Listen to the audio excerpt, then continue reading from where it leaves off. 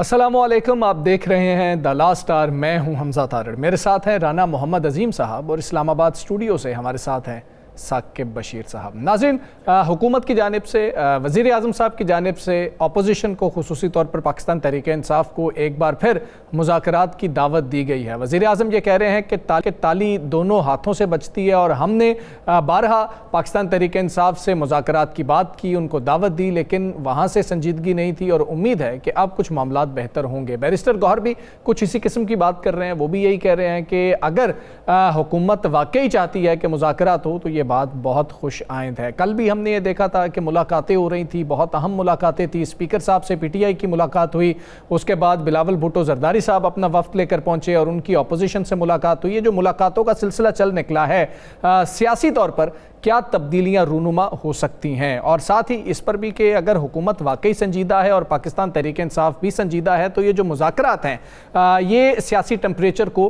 किस हद तक कम करने में कामयाब होंगे, इस हवाले से हमने बात करनी है। एक और मामला, कल वफाकी वज़रा ने आके बताया था कि डीज़ल की कीमतें नीचे की जाएंगी, कम की जाएंगी, क्योंकि रिफाइनरीज से हमारी बात हुई है तो फैसला ये हुआ कि 32 रुपये डीज़ल सस्ता किया गया, लेकिन साथ ही 2 रुपये 97 पैसे पेट्रोल महंगा किया गया। अब ये जो रिफाइनरीज से बात की गई है, ये ट्रांसपोर्टर्स का जो एक दबाव था उस वजह से ये फैसला किया गया है, और आम आदमी चूँकि पेट्रोल इस्तेमाल करता है, उनका कोई दबाव नहीं है, कोई यूनियन नहीं है, तो वो कोई दबाव नहीं डाल सकते, इसलिए पेट्रोल उसी तरह महंगा होता जा रहा है। आम आदमी के लिए ज़िंदगी कितनी मुश्किल हो रही है, और जब ये कीमतें बढ़ती हैं, रोज़ाना की बुनियाद पर अब बढ़ती हैं, तो आम आदमी को किन मुश्किलात का सामना करना पड़ता है। हुकूमत की जानिब से जो नज़र सानी की दरख्वास्त दायर की गई थी उस पर एतराज़ लगाया गया और एतराज़ के बाद वो वापस कर दी गई, जिस पर सलमान अकरम राजा साहब ने यह बताया कि हुकूमत ने वो दरख्वास्त ही अब वापस ले ली है। तूफ़ानी बारिशों के हवाले से भी बात करेंगे और आवाम को बारिशों की वजह से जो बाद में सूरत हाल पैदा हो रही है, जो मुश्किलात का सामना है, उस पर भी बात होगी।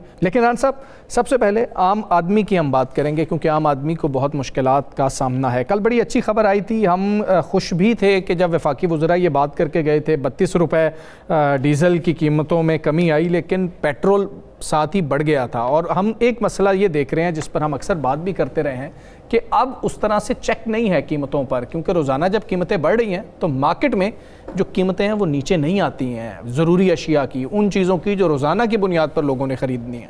बिस्मिल्लाहिर्रहमानिर्रहीम, वस्सलातु वस्सलामु अलैका या सय्यदी या रसूलल्लाह, अस्सलातु वस्सलामु अलैका या सय्यदी या हबीबल्लाह, ताजदारे ख़त्मे नबूवत जिंदाबाद जिंदाबाद जिंदाबाद। दो तीन चीज़ें हैं जी। कीमत कम की, अच्छा, पहले हुकूमत कहती थी हमारा तो मामला नहीं है, ओगरा जाना। जी जी, ओगरा जाना। तो रात को ओगरा का कौन सा अफसर बैठा हुआ था?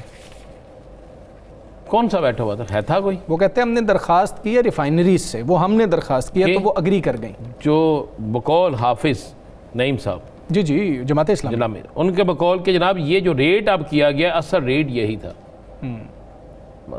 हालात लेवी की बात तो पहले क्यों नहीं किया गया? ये बात यह है कि जब आप करना चाहेंगे, जब ये करना चाहेंगे तो हो जाएगा। और अगर ये नहीं करना चाहेंगे तो फिर आपको हमें ये हम हमारे साथ कर रहे हैं जो कर रहे हैं। मुझे आज के दिन में, कल इन्होंने पहले एक ऐलान फरमाया, उस ऐलान के बाद फिर दोबारा किया, फिर मेरे वज़ीर आज़म साहब ने आज भी आके जी मुझे आगे बताते हैं, क्या इस ऐलान के बाद सब्जी सस्ती हुई?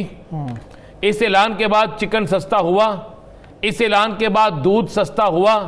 इस ऐलान के बाद कोई दुनिया की एक ऐसी आइटम जो पाकिस्तान में मौजूद हो, जो पाकिस्तान में पैदा होती हो, जो पाकिस्तान से हो, सवाए उन किरायों के जिनका भी नोटिफिकेशन जारी हुआ है लेकिन उन पे भी कोई अमल नहीं हो रहा? क्या वो काम हुए? नहीं हुए। इसलिए नहीं हुए कि उसको चेक किसने करना है? जी, कोई चेक करने वाला है? कोई चेक करने वाला नहीं है। इस आवाम को सिर्फ कुर्बानी का एक बकरा बनाया गया है। एक कुर्बानी होती है ईद कुर्बान पे, और यहाँ तो होती है हर रोज़ कुर्बानी महंगाई की सूरत में। पेट्रोल की, डीजल की कीमत कम होगी, ठीक है जी, आज एक नोटिफिकेशन होना चाहिए था, आज पता लगता कि जनाब ये 32 रुपये कम हुई है।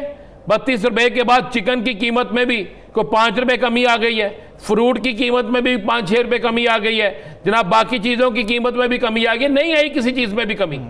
मैं चैलेंज से कह रहा हूँ, अभी आप ग्राउंड पे चले जाएं, आम आदमी से जाके पूछ लें चीख रहा है, बिलक रहा है, रो रहा है। आम आदमी से राना साहब हमने पूछा है, क्योंकि आप आम आदमी की बात कर रहे हैं, तो पहले नाजरीन आपको वो सुना देते हैं कि आम आदमी क्या बात कर रहा है। बहुत ज़्यादा प्यार करते हैं, लेकिन हमारे प्यार की कोई कदर नहीं है। गरीब मरता जा रहा है, अमीर जो अमीर तर होता जा रहा है। हमारी दिहाड़ी नहीं लगी तो खाना लेना यार, 3 दिन हो गए बेरोज होकर फिर रहे हैं यहाँ यार। अभी हम लोग क्या करेंगे, सिर्फ भीख मांगेंगे और क्या करेंगे हम लोग। रोज बरोज महंगाई बढ़ रही है, कम नहीं हो रही। पेट्रोल की जब कीमतें बढ़ती हैं, महंगाई डबल हो जाती है, आवाम महंगाई की वजह से परेशान है। महंगाई बहुत हो रही है, चीज कोई हथ नहीं पान देती हैगी, जिदे कोल चाहिए वो ही दूने रेट लांदा पे। कोई कम नहीं हुई महंगाई तो दिन ब दिन बढ़ रही है। जिसके पास जो चीज़ है वो उसका अपना रेट है। महंगाई तो क्या वधी है, सौ घटन की बजाय कई जा रहे हैं, घटाई को नहीं वधी है। हम इधर से जाएंगे नहीं, धरना जारी रहेगा और जब तक ये 225 में नहीं आता पेट्रोल, ये धरना खत्म नहीं होगा। हम धरना नहीं उठाएंगे जब तक हमारा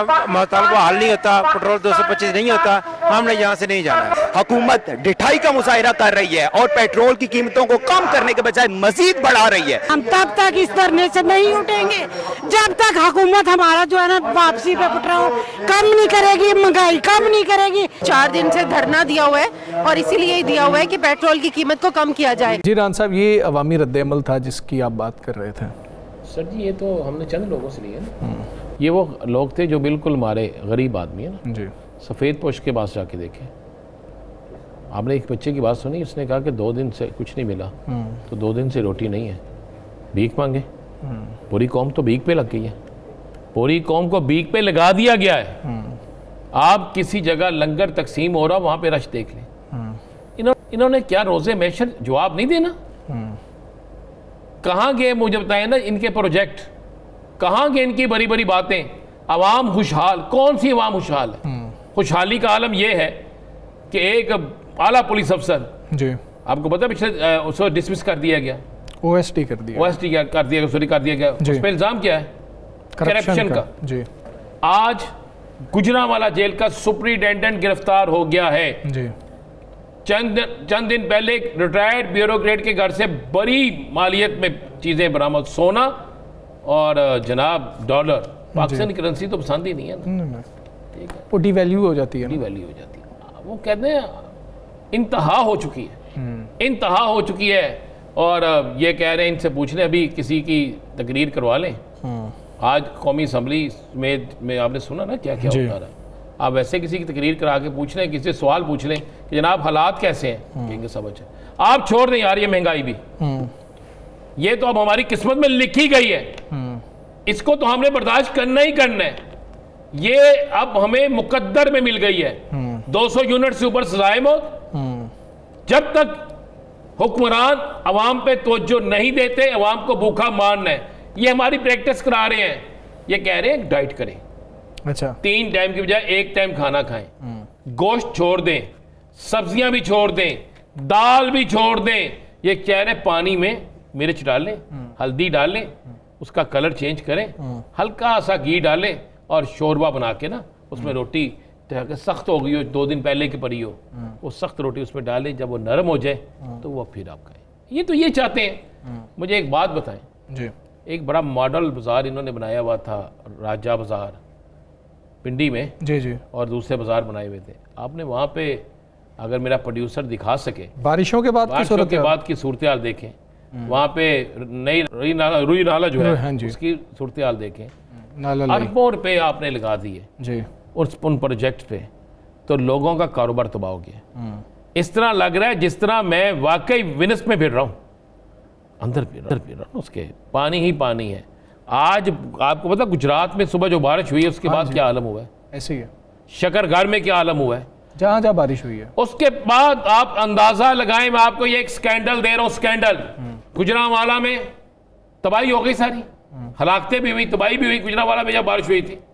गुजरांवाला के बाद जो शेखुपुरा में हुआ वो भी आपको पता है, शेखुपुरा के बाद जो लाहौर शहर में हुआ वो भी आपको पता है। अरबों रुपए की, करोड़ों रुपए की, अरबों रुपए की टफ टाइल 2 नंबर साबित हुई, खत्म हो गई। कोई एक पकड़ा गया? नहीं पकड़ा गया, ना ही पकड़ा जाएगा। फिरोजवाला में कई जो बस्तियां थी वो पानी में डूब गई। ठीक याद है ना पिछले दिनों जो होता रहा, वो आपको पता है कि एक बड़ी हाउसिंग सोसाइटी को बचाने के लिए सब कुछ किया गया। किसी बड़े तगड़े शख्सियत को बचाने के लिए किया गया। उसके बाद आप बारिश में हम पानी जो है उसमें डूब जाते हैं। बारिश ना हो तो पीने वाले पानी पे तरसते हैं। बिजली की लोड शेडिंग बेइंतहा है, गैस आती नहीं, बिल जो हैं वो इस तरह आते हैं जिस तरह हार्ट के पेशेंट को दौरा पड़ता है। हर चीज़ का बिल इस तरह आता है। हुक्मरान जो है उन्हें एक शख्स भी, मुझे आज ना मैं देख रहा था कि शायद कोई हुक्मरान निकलता वो शकरगढ़ जैसे इलाके में, वहाँ पे जाके सड़कों पे जहाँ पे कॉलेजों के अंदर पानी चला गया, दुकानों के अंदर चला गया, वहाँ पे नज़र आता। शायद आज गुजरात में नज़र आता। मैं अपने गुजरात को शाहिद चौधरी जो है, शायद महमूद, उनका मैं देख रहा था एज लाइव, वो पानी में डूबे हुए थे। अच्छा, इसी तरह आप आ जाए KPK की तरफ भी आ जाए ना, स्वाबी में क्या हो रहा है, बाकी जगहों पे जो पानी खड़ा है तो तूफ़ान आ रहा है, वहाँ पे क्या हो रहा है, बलूचिस्तान में क्या हो रहा है, फिर जो इलाके हैं डेरा गाजी खान से आगे, वहाँ पे जो पानी आया हुआ है, ये कौन निकालेगा? कुछ नहीं है, पैसे लगते जा रहे हैं, फिर ये सड़क तबाह होगी और उसके बाद अरबों रुपये लगा दिया आपने, नीचे आपने पाइप लाइन नहीं बिछाई।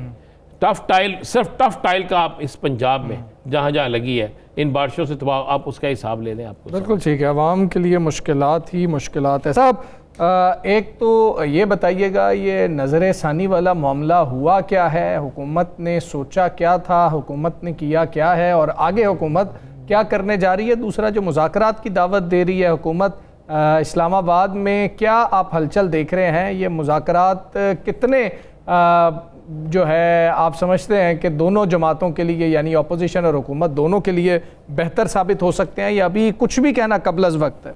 एक तो हमजा साहब, जो नज़रसानी वाला मामला है वो हुकूमत की मिसकैलकुलेशन आप कह सकते हैं कि वो उसमें चले गए और उनको शायद इसका अंदाज़ा नहीं था। और इस एक्ट पे, हुकूमत के इस एक्ट पे किसी पॉलिटिकल पार्टी ने उनको सपोर्ट नहीं किया कि आप जी ये बिल्कुल ठीक कर रहे हैं, मतलब इंक्लूडिंग उनकी अपनी जो इत्तेहादी जमातें हैं और उनके जो मुस्लिम लीग नून है, मेरे ज़राए के मुताबिक उसके अंदर भी एक राय बड़े वाज़ेह अंदाज में मौजूद थी और मौजूद है कि आप इस तरह ट्रीट ना करें चीज़ों को। बस अदालत ने जो ऑर्डर दे दिया था आपको उसी तरह जब वो आगे चला दिया उसको अमल करना था, बजाय इसके कि आप इसमें जाते मतलब आप सुबकी हुई है ना बुनियादी तौर पर कि आपने पिछले जो है वो 36 या 40 घंटों में आपने किस तरह जो पैंतरा बदला। पहले 6 घंटे जी बिल्कुल ठीक है, हम अमल करेंगे, ज़बरदस्त है।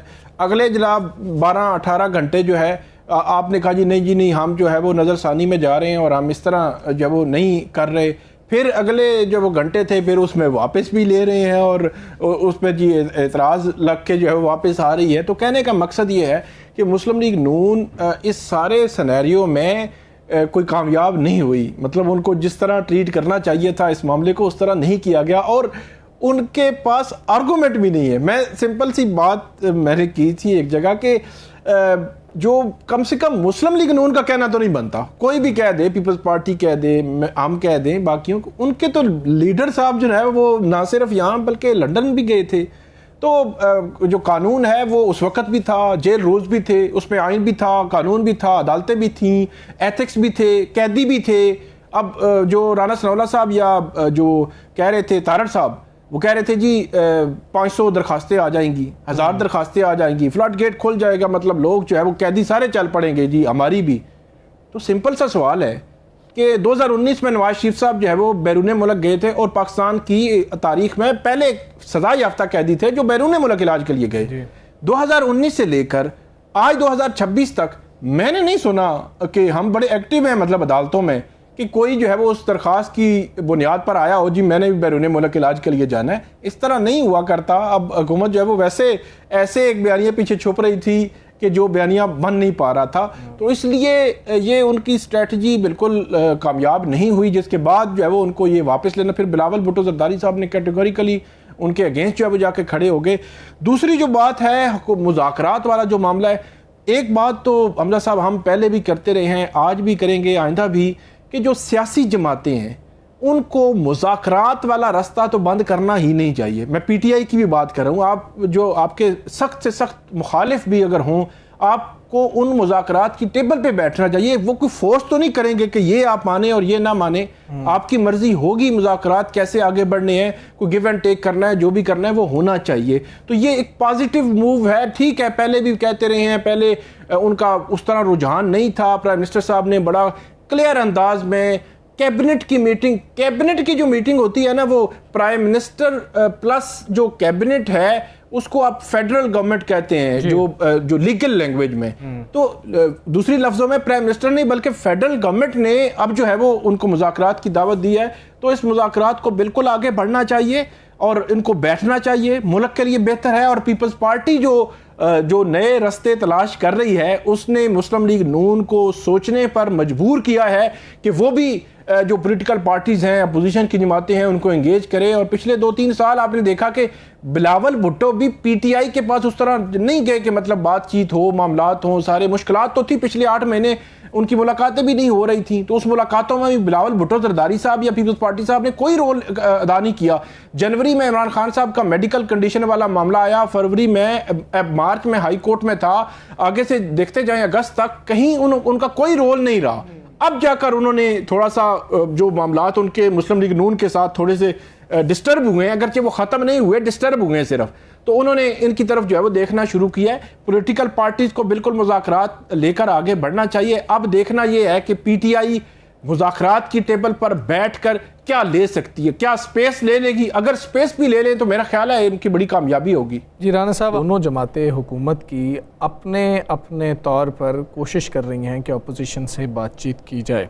ये मुज़ाकरात किस लिए आपको लग रहा है कि हो रहे हैं और कोई कामयाबी इसमें आपको नज़र आ रही है? किसकी कामयाबी वैसे नज़र आ रही है, नून लीग की या पीपल्स पार्टी की? तहरीक इंसाफ की। इसमें कामयाबी तहरीक इंसाफ की। पीपल्स पार्टी तहरीक इंसाफ को कहते थे जनाब ये तो इंतशारी टोल है, मुस्लिम लीग नून कहती थी इंतशारी टोल है, निकाल के देख लें नाम।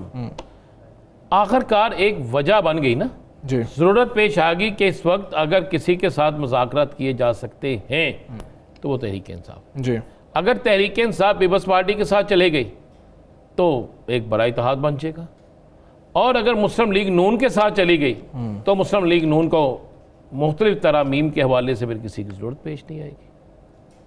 ठीक, इसलिए इस वक्त जो है ना वो तहरीक इंसाफ को फ़ायदा होगा, नंबर 1। नंबर 2, तहरीक इंसाफ को इस वक्त चाहिए भी। एक वक्त है तहरीक इंसाफ अगर वाकई मुज़ाकरात की टेबल पे बैठ जाती है तो कुछ ना कुछ लेकर उठेगी। अच्छा, पहले कुछ और पोजीशन थी, अब पोजीशन बिल्कुल तब्दील है। ठीक, जब सूबों का मामला आएगा तो तहरीक इंसाफ की तरफ से आपको एक नरम गोशा मिलेगा, मुस्लिम लीग नून के तरफ से बज़ाहिर मिलेगा लेकिन अंदर शायद कुछ और हो। पीपल्स पार्टी बिल्कुल अपने मामले पे स्टैंड लेगी।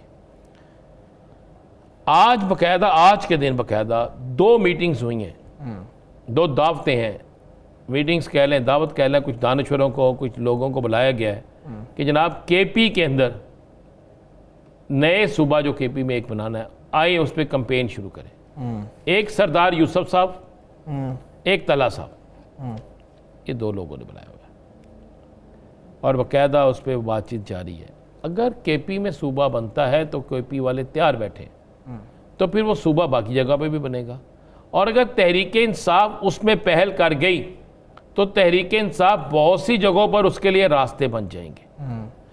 किसी और सूबे ने, मैं आपको ये भी बता दूं, पहले सूबा नहीं बनाना, बिल्कुल उस पर पहल नहीं करनी। हम ओन अब्बास पप्पी साहब पिछले प्रोग्राम में, हमारे प्रोग्राम में कह चुके हैं, क्या है सूबे बनाने हैं तो पहल करें, आप केपी से करें, हम तैयार बैठे। अच्छा, ये कहने के लिए और कोई तैयार बैठा ही नहीं। बिल भी साइन हो जाएगा, मान ले, सारा कुछ हो जाएगा, लेकिन आगे से अगर कोई अवामी मुदाखलत करवा दी गई, जी, मैं करवा दी गई का लफ्ज़ कहता हूँ, तो फिर इस वक्त अगर कोई पार्टी स्टैंड ले रही है कि अवाम जो चाहती है, उसका नाम पाकिस्तान पीपल्स पार्टी। जी, हमें उस बात को तस्लीम करना चाहिए। तो जहाँ तक बात है बाकी मामलात का, पहली बार मैंने देखा है कि मुस्लिम लीग नून से ज़्यादा पीपल्स पार्टी के साथ जाने को जो तरजीह दे रहे हैं, ये मुज़ाकरात को आगे लेने के लिए तरजीह दे, वो पाकिस्तान तहरीक इंसाफ है। जी, इससे पहले पाकिस्तान तहरीक इंसाफ ऐसी गुफ्तगू नहीं करती। ये एक बहुत बड़ी। हाँ, ये बिल्कुल ये एक फ़र्क है। इस हवाले से हमने बात भी करनी है। यहाँ पर एक ब्रेक लेंगे, ब्रेक पास आते हैं। स्टे विद अस।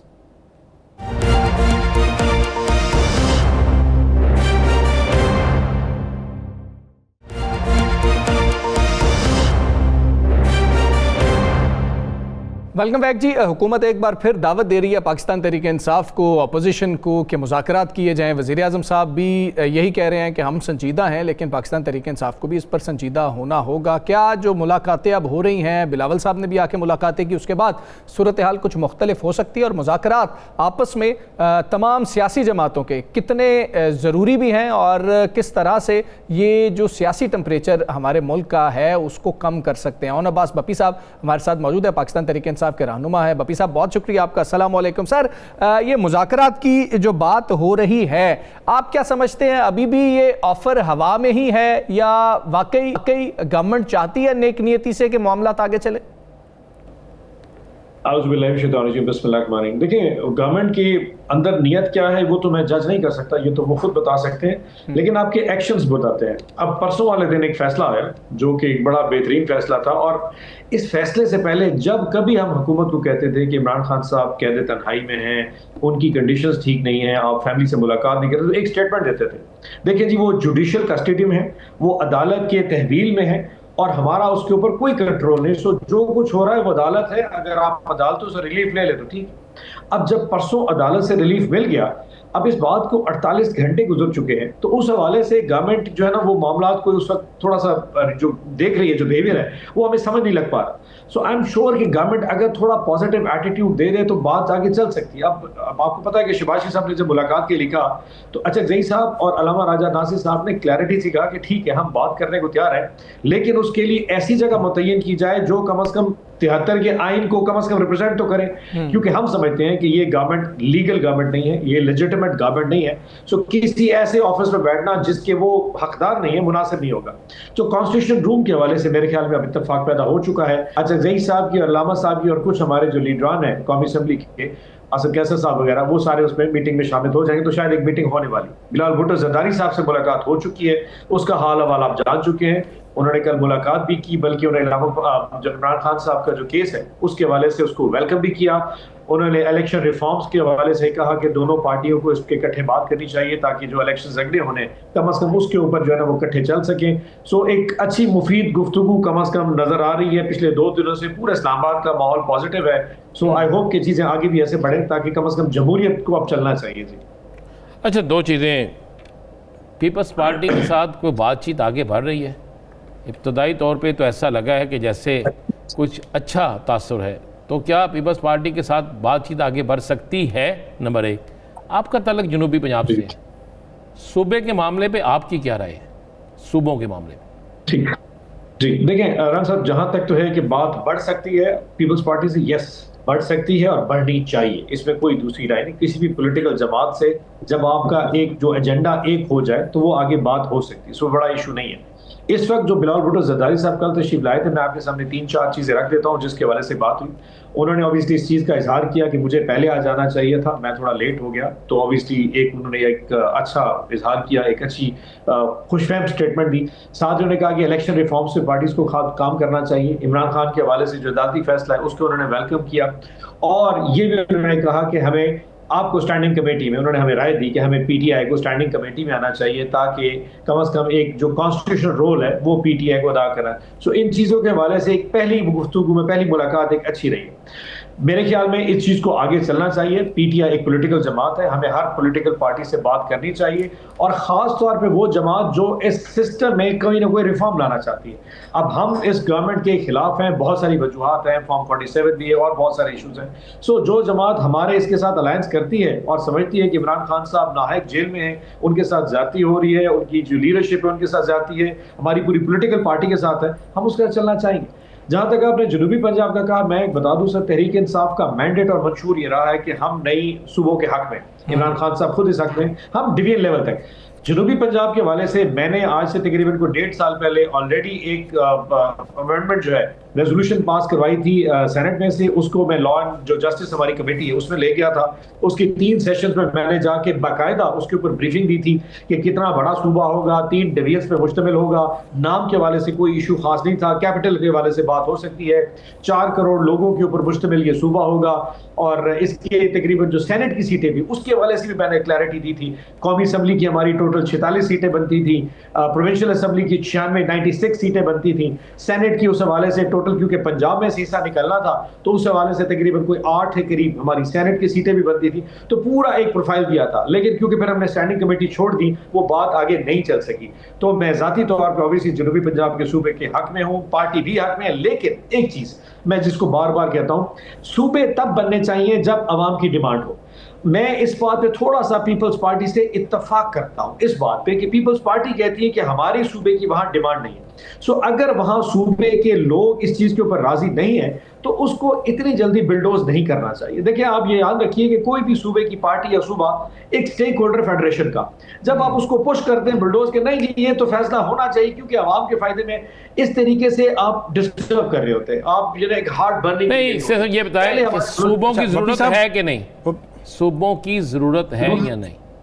बिल्कुल है, 100% जरूरत है। मुझे सिर्फ तरीकाकार के ऊपर इख्तलाफ है। अब अगर फॉर एग्जांपल आप मुझसे आज पूछेंगे जी अगर सूबा गवर्नमेंट बनाना चाहे तो आप साथ जाएंगे, मैं प्रिंसिपली एग्री करता हूं सूबे बनने चाहिए, लेकिन मैं उसके तरीकाकार इख्तियार, ऑब्वियसली मेरा तरीका तो पहले ये है कि पहले पार्टी फैसला करेगी, इमरान खान का जुरिस्डिक्शन उनकी डिस्क्रेशन। सो अगर ये सारे फैसले हो जाते हैं तो फिर तरीकाकार जो है ना वो होना चाहिए जिसमें प्रॉपरली एक सिस्टम बने, जिसमें तमाम जमातों का इनपुट होना चाहिए, ताकि कल को आज से 10, 20, 30 साल के बाद जब हम नहीं होंगे इस निजाम में, कम से कम उस वक्त की जनरेशन ये सवाल ना पूछे कि यार ये जो आपने बनाया था इसमें ये चीज डिस्कस की थी। तो कम से कम उसमें कोई चीज क्लैरिटी होनी चाहिए, टीओआर जो है ना वो बहुत क्लियर होनी चाहिए, ग्रे एरियाज जरा कम से कम हो। साकिब साहब, बपी साहब 2-3 पॉइंट्स हैं। एक तो हमने देखा कि इमरान खान साहब के हवाले से पीटीआई ने बहुत एफर्ट की। बुशरा बीबी का केस हमें कम नज़र आ रहा है, उस किस्म की एफर्ट उनके हवाले से कम नज़र आ रही है। और जहाँ तक मेरी मालूमात है कि इमरान खान साहब की आधी बीमारियाँ कम से कम जो है वो बुशरा बीबी की कैद और बुशरा बीबी के मामले की वजह से हैं। क्योंकि हमें याद है कि उस वक्त भी वो कहते थे कि मुझे जो मर्जी सज़ाएँ दें, बुशरा का कोई ताल्लुक़ नहीं है, इनको निकालें। तो बुशरा बीबी के हवाले से पीटीआई उस तरह हमने नहीं देखा एक्टिव या उनके हवाले से, क्योंकि हॉस्पिटल तो इमरान खान साहब को भी लाते रहे, बुशरा बीबी को भी लाते रहे। तो बुशरा के हवाले से क्यों जो वो खामोशी है या उस तरह की बात नहीं है? दूसरा सर ये बता दीजिएगा, अगर आपके मुज़ाकरात की टेबल सज जाती है तो कौन से मेजर्स हैं, एक आध आप चाह रहे होंगे ना कि वो जो वो CBMs हो जाएं हुकूमत की जानिब से, कि वो हुकूमत को लेने चाहिए। अब ज़ाहिर सी बात है ये तो नहीं होगा ना जी आप रिहाई कर दें इमरान खान साहब को और बाकियों को भी शुरू में CBM के तौर पर, वो क्या होने चाहिए? और तीसरा भी छोटा सा है, पीपल्स पार्टी और पीटीआई आपको मुस्तकबिल करीब या बईद में इकट्ठी होती नज़र आ रही हैं? ठीक, अब पहले बुशरा आपा के हवाले से अगर बात शुरू कर लें तो देखिए साकिब भाई याद रखिएगा, कोई भी शख्स हो, कोई भी हो, रिश्ता एक ये मियाँ बीवी का एक रिश्ता एक बड़ा मतलब क्लोज नेट रिश्ता होता है। तो उस हवाले से अगर इमरान खान साहब कहते हैं कि मैं तो चलो सियासी कैद काट रहा हूँ, मुझे तो सियासी इंतकाम का निशाना बनाया जा रहा है, मतलब बुशरा बीवी का कसूर क्या आखिर? सिर्फ ये कि वो इमरान खान साहब की बीवी हैं, इस वजह से उनके ऊपर इतना जुल्म और हो रहा है। तो उस हवाले से अगर वो आवाज़ उठाते हैं तो ये कोई बड़ी बात नहीं। अगर मैं और मेरी बेगम अगर जेल में होते तो मैंने अल्टीमेटली उनकी बात भी करनी थी, अपनी बात भी करनी, मैं ज़्यादा बल्कि उसकी बात करता, यार उसका कसूर है, उसका तो सियासत से कोई ताल्लुक। तो खान साहब ये बिल्कुल राइटफुली उनका केस को प्लीड करते हैं। नंबर 1 आपने सवाल पूछा कि उस हवाले से पीटीआई की बात कर रहा हूँ जी, मैं उसी बात में पार्टी उस पर क्या किया, मैं अपने सेनेटर्स की बात से था, हम तमाम सेनेटर अली जफर साहब की सरबराही में जाके आज से तकरीबन 2-2.5 महीने पहले अगर आपने देखा इस्लामाबाद हाई कोर्ट में बुशरा आपा के हवाले से एक पिटीशन दाखिल की थी उनकी सेहत और रिहाई के हवाले से। इत्तफाक पाकिस्तान में जैसे अदालतों का हवाल है, हमारी पिटीशन ही नहीं लग सकी। जो इमरान खान साहब की पिटीशन इस वक्त लग रही है, जो भंडारी साहब की है, इसी के साथ एक पिटीशन और भी चल रही है जिसको अली जफर साहब ही देख रहे थे और उसमें उमैया नियाजी साहब और बिशाल आजम साहिबा जो पेश हुई थी वो बुशरा के हवाले से ही है, लेकिन उसकी पेशी जी पटिशन उनकी सेहत के हवाले से, उनकी रिहाई के हवाले से उसकी तरह पेशी बढ़ गई, वो 17 सितंबर तक चली गई। सो पार्टी जरूर उसको ले रही होती है, लेकिन समहाउ उसका जो पॉलिटिकल नैरेटिव है वो उस तरीके से नहीं निकल के आता जिस तरह इमरान खान का नजर आ रहा। तीसरी बात आपने कहा जी पीपल्स पार्टी के साथ अगर हमारे मामला सीबीएम्स एक सीबीएम अगर एक सीबीएम क्या होनी चाहिए गवर्नमेंट की, मैं ज्यादा नहीं कह सकता। अगर आपने आज स्टार्ट करना है तो डॉक्टर यास्मीन राशिद, आलिया हफ्सा साहिबा, बुशरा आपा, फलकनाज साहिबा, उनकी जो हमशीरा है वो, और जितनी खवातीन है फैसलाबाद में फिरदौस राय साहिबा, इन खवातीन को कम अज कम पहली तौर पे हुकूमत को जो कि सियासी कहती है किसी तौर पे करे, उनको पहली तौर पे रिलीज कर दिया जाए। देखें ये तो इस्लाम में भी है, आपने मतलब वहां पे भी औरतों और बच्चों के साथ इस तरह का सलूक नहीं रखा जाता जो इस वक्त हमारे साथ हमारी पार्टी की खवातीन लीडर के साथ रखा है। तो एक अगर कोई मुझसे पूछे क्या है तो खवातीन को फौरी तौर पर इस कम अज कम रिलैक्सेशन मिल जानी चाहिए। पीपल्स पार्टी के हवाले से आपने पूछा कि जी क्या होनी चाहिए, मैं जाती तौर पर समझता हूं होना चाहिए, लेकिन ऑब्वियसली वाइडर पिक्चर में, कैनवस में ये पार्टी ने फैसला करना है कि वो रिलेशन किसका होगा और अल्टीमेटली उसका डिसीजन इमरान खान ने करना।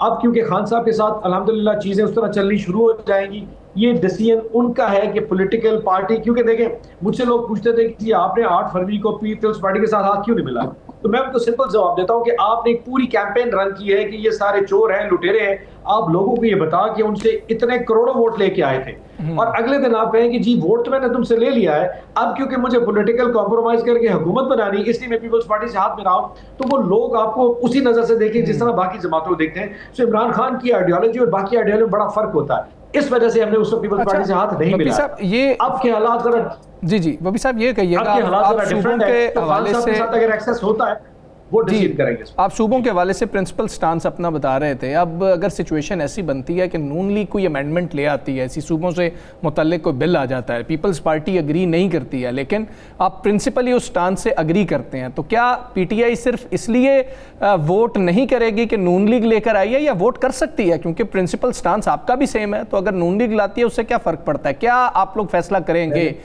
आज अगर आपको करना पड़े?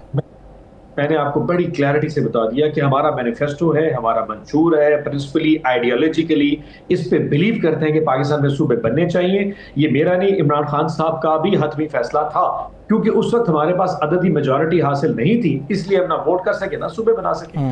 आज अगर इस तरह की नून लीग ये काम करती है तो आइडियोलॉजिकल हम उसको सूट जरूर करेंगे, हम उसके साथ हैं, लेकिन क्या उस पर वोट करते हैं इसका फैसला फिर इमरान खान साहब करेंगे और वो बेस्ड होगा उन टीओआरस पे कि इसमें बाकी सूबों की जो नुमाइंदा जमातें उनका क्या पॉइंट ऑफ व्यू है। देखिए मैं वही कहता हूं कि किसी की राय को रद्द करना, इस तरह बुलडोज करना, वो जमहूरियत में किसी तौर पे कोई शक नहीं है इसकी। सो ये आप बलूचिस्तान में ये पहले एक तजर्बा करके देख चुके हैं कि आपने वहां पे अपनी मर्जी की हुकूमतें बनाई। अब क्या सरफराज भुट्टी साहब या बाकी जो बैठे हैं वो क्या अवाम के नुमाइंदे तो नहीं है? आई मीन बबी साहब कब तक सूबों के हवाले से 28वीं तरमीम जो है, क्या इतला है आपके पास, कब तक आ रही है?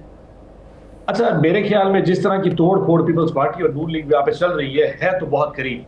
आई एम श्योर कि अब जो जिन्होंने फैसला करवाना है यहाँ, क्योंकि ताकत की राहदारियों में लोगों के चेहरों से पता चल जाता है कि वो क्या कुछ हो रहा है। सो ये तो चीज है कि कहीं ना कहीं इस मकाम तो तैयार हो चुका है, मामला तो कहीं ना कहीं होने वाला है। बिलावल साहब कहते हैं, बिलावल साहब भी कह रहे हैं और राना सनाउल्लाह साहब भी कह रहे हैं कि अभी तक ऐसी कोई दूर दूर तक बात हमसे किसी ने जिक्र ही नहीं किया। ताकत की राहदारियों में लगता ऐसा है कि जिस तरीके से लोगों का आज जिस तरह आज आपको शायद देखा होगा कि आज नेशनल असेंबली और सेनेट के जितने अरकान हुकूमतों हैं उनको सबको इकट्ठा करके लाया गया, पूरी हाजिरी लग रही है बाकायदा, तो आज आपको रश नजर आएगा। आई थिंक ये मोमेंटम बिल्ड हो रहा है किसी बड़ी चीज के लिए कि लोग इधर उधर ना जाएं। अब इस सेशन में आता है या अगले सेशन में आता है वो उसके लिए ऑब्वियसली वो तो उन्होंने बताना है, लेकिन मुझे लग रहा है कि यहाँ को फीलिंग जरूर है और जिसकी वजह से दोनों जमातों में जो खटपट चल रही है उसका भी इससे को लेना देना है। वफी साहब आप कह रहे हैं कि फील्डिंग सेट मेरा एक आखिरी सवाल का जवाब दे दीजिएगा वफी साहब, दाल में कुछ काला है, ये बिलावल साहब ने कहा, आप क्या कहते हैं? मैं बिल्कुल दाल में कुछ न, पूरी की पूरी दाल मुझे तो खैर काली लग रही है कुछ ना कुछ काला जरूर है। और जो राणा साहब कह रहे हैं कि अगर कुछ काला है तो वो काला हम निकाल लेंगे, तो आपको लगता है नून लीग निकाल पाएगी? अच्छा सर, निकाल कोई नहीं सकता, इनमें निकालने की ताकत नहीं है। ठीक हो गया वफी साहब, बहुत शुक्रिया आपका, आपने प्रोग्राम ज्वाइन किया। यहाँ पर हम ब्रेक लेंगे, ब्रेक के बाद वापस आते हैं। स्टे विद अस।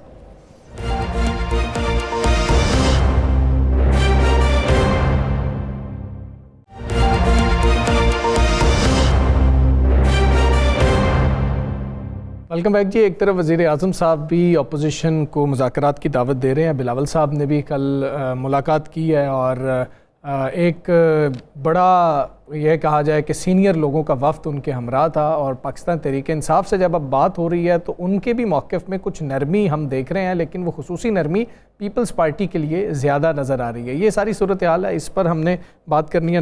नदीम अफजल चंद साहब हमारे साथ मौजूद हैं, पाकिस्तान पीपल्स पार्टी के सीनियर रहनुमा हैं। चंद साहब अस्सलाम वालेकुम, बहुत शुक्रिया सर आपका। सर मुज़ाकरात का दौर चल रहा है, कोशिश भी हो रही है, हुकूमत अपनी कोशिश कर रही है, आप लोग अपनी कोशिश कर रहे हैं। अचानक से सर पाकिस्तान तहरीक इंसाफ के साथ मामलात बेहतर करने की जो कोशिशें हो रही हैं और तहरीक इंसाफ की भी जो नरमी है, इसकी सर वजह क्या है?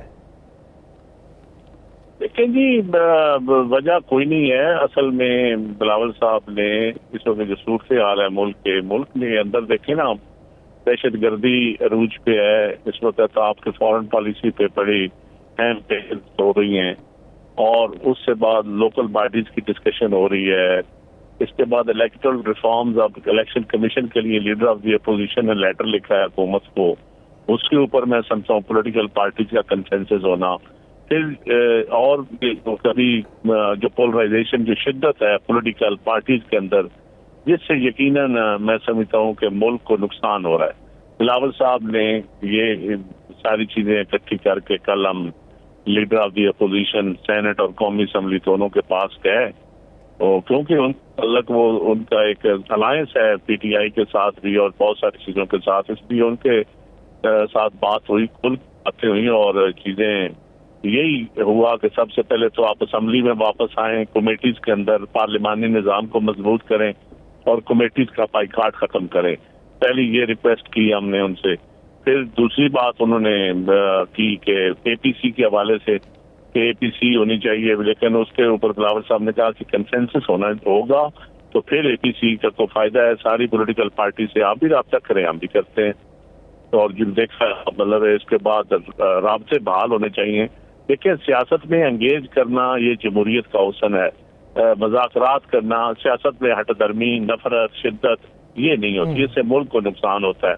पूरी दुनिया में जहाँ भी डेमोक्रेसी है वहाँ पे देख लें ये दुश्मनियाँ नहीं है, सिवाय पाकिस्तान के, या थोड़ी बहुत इंडिया में होगी या अफगानिस्तान में खैर जमहूरियत है नहीं। लेकिन अगर आपने जमहूरियत चलानी है तो इसके लिए बुनियादी जुज़ है कि फ्री एंड फेयर इलेक्शन।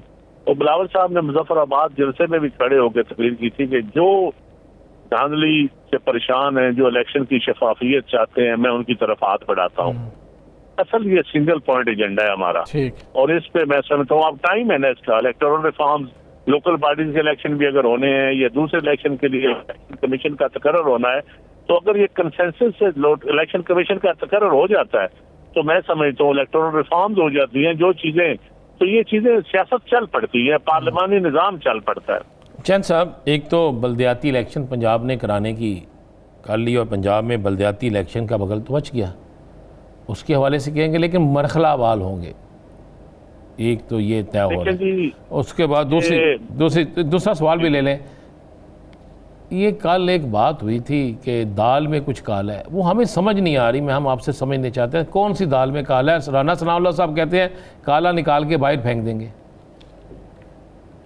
देखिए जी, सबसे पहले तो जो पंजाब का बल्दियाती निज़ाम है ये अवाम की उमंगों के मुताबिक नहीं है।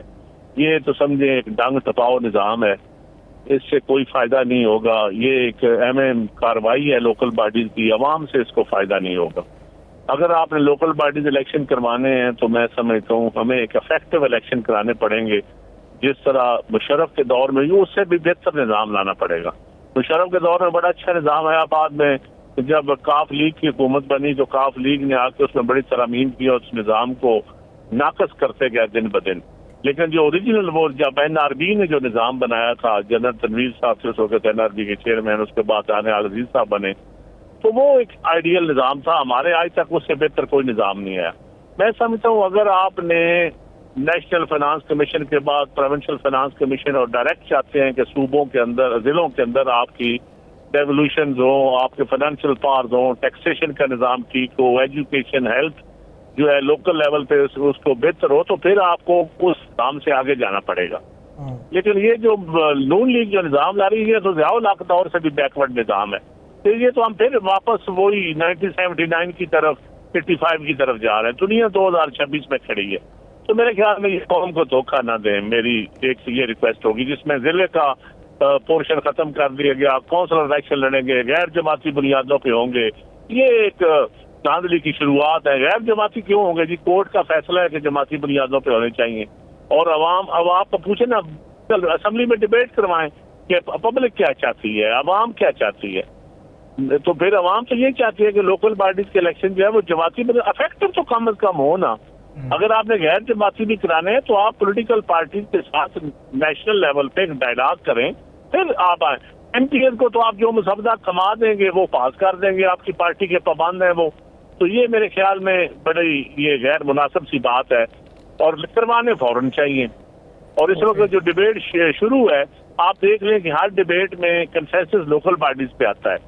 तो मेरे ख्याल में लोकल बॉडीज इलेक्शन पहले हो जाएं और सारे सूबों में बेहतर इलेक्शन हो तो ज्यादा बेहतर है। जी सर, वो दाल का मसला चल रहा है, वो दाल वाली बात है।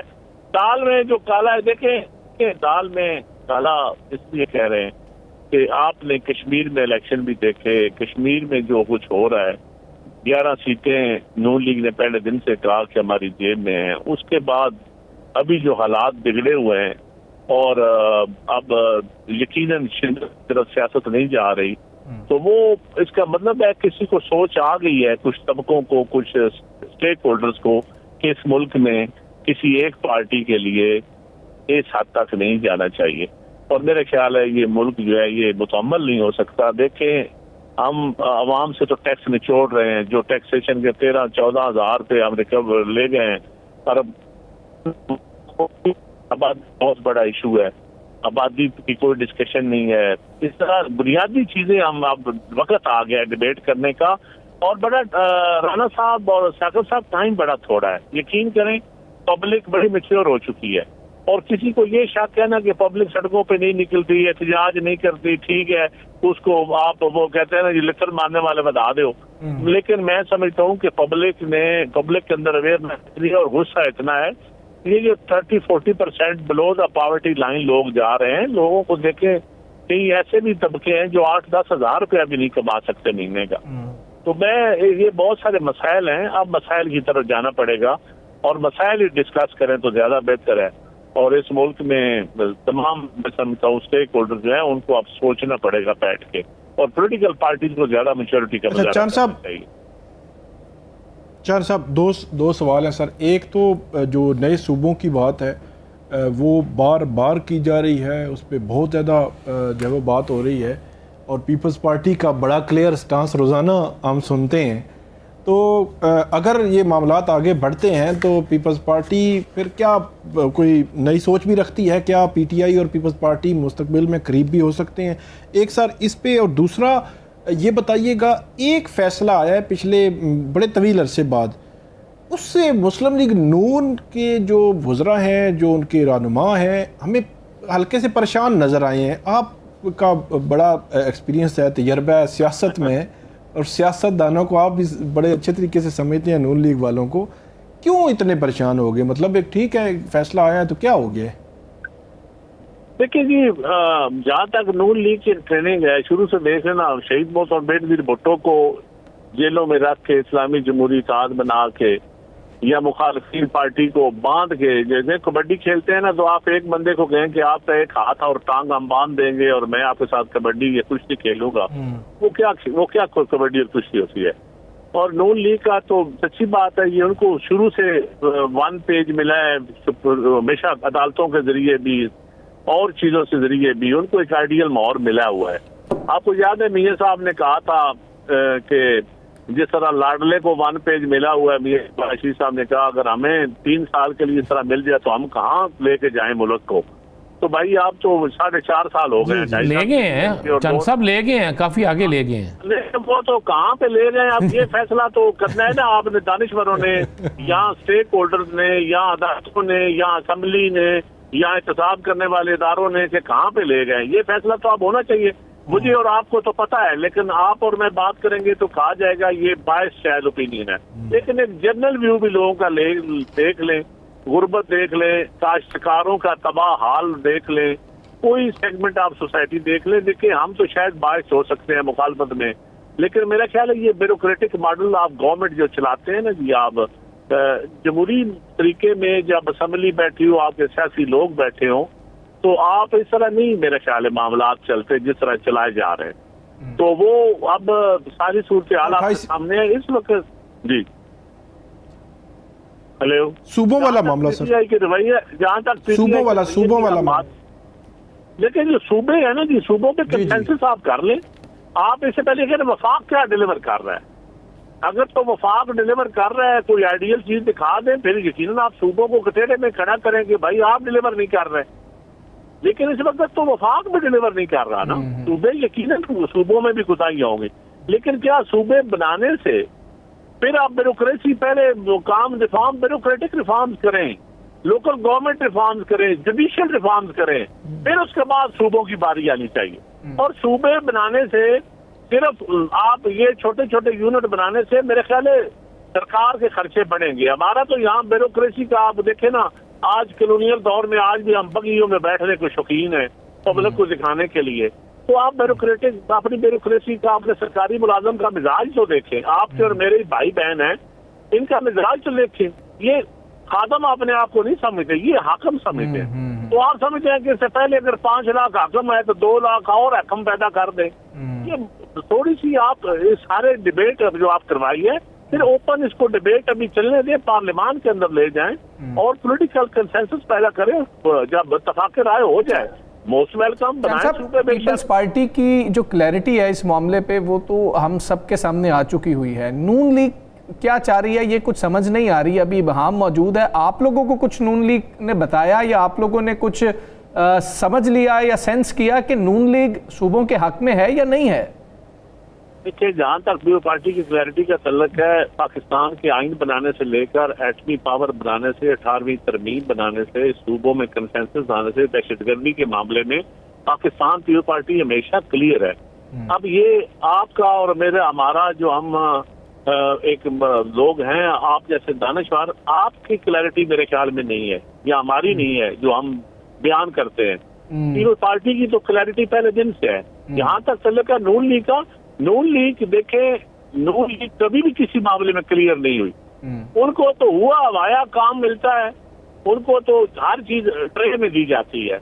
अब ट्रे में शायद वो समझे उनको इक़्तिदार चाहिए, ट्रे चाहिए। अब ये उन पर डिपेंड करता है कि वो सूबों की तकसीम और क्या डिबेट में वो क्या। मैं सच्ची बात है, बड़ा दुख लगा है कई मामलों में डिबेट हुई, सूबों की डिबेट हुई है, SDPI ने मीडिया के लोग करवा रहे हैं। मैंने नून लीग का क्लैरिटी नहीं देखी।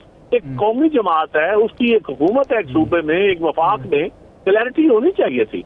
इसका मतलब है कि वो यहाँ तो जानबूझ के वो गेम कर रहे हैं और शायद सिंध पंजाब के लोगों का सामना नहीं कर पाते। नहीं, ठीक है, आपको भी क्लैरिटी नजर नहीं आ रही नून लीग में। बहुत शुक्रिया नदीम अफजल चांद साहब, आपने हमें ज्वाइन किया। प्रोग्राम का वक्त खत्म हुआ। मुझे, राना अजीम साहब को, साकिब बशीर साहब को इजाज़त दीजिए। अल्लाह हाफ़िज़।